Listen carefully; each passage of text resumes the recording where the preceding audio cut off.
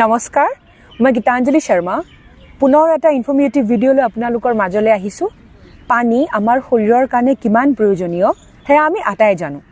দিনটোত আপুনি কিমান পানী খোৱা উচিত হেয়া সকলোৰে ক্ষেত্ৰত বেলেগ বেলেগ হ'ব দিনটোত আপুনি কিমান পানী খায় হেয়া নিৰ্ভৰ কৰে আপুনি কোন ঠাইত থাকে আপুনি পাহৰুৱা অঞ্চলত থাকে নে সমতলত থাকে দিনটোত আপুনি কেনেকুৱা কাম কৰে ইয়াৰ পৰা আমি বুজিলো পানীৰ যে নিড হেয়া সকলোৰে কাৰণে বেলেগ বেলেগ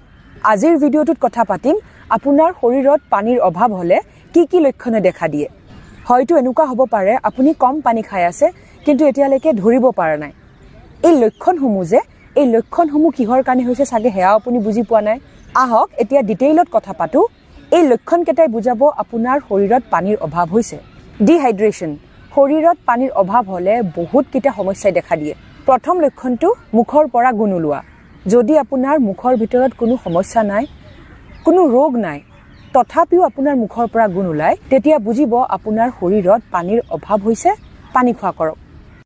শৰীৰত পানীৰ অভাৱ হলে আমাৰ হাৰ্টটোৱে বহুত কষ্ট পায় বহুত কষ্ট কৰি ব্লাড পাম্প কৰিবলগীয়া হয়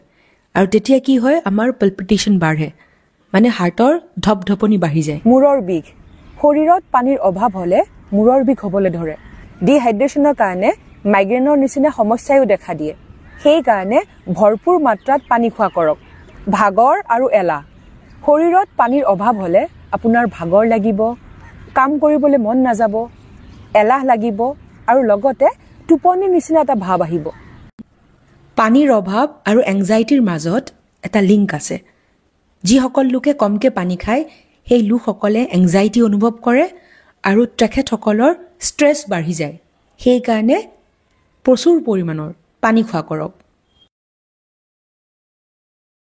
পেছাবৰ ৰং যদি আপোনাৰ পেছাবৰ ৰং খুব হালধীয়া তেন্তে বুজিব আপোনাৰ শৰীৰত পানীৰ অভাৱ হৈ আছে আপোনাক পানী লাগে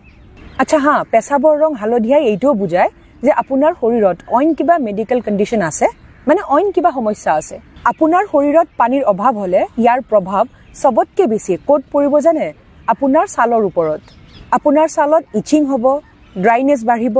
ছাল হৈ পৰিব খুব শুকান আৰু ৰুক্ষ সেই কাৰণে সদায় ভৰপুৰ মাত্ৰাত পানী খোৱা কৰক পানী কমকে খোৱা মানে কনষ্টিপেশ্যন যদি আপুনি পানী কমকে খায় তেতিয়াহ'লে আপোনালোকৰ শৌচ খুব টান হ'ব খুব শুকান হ'ব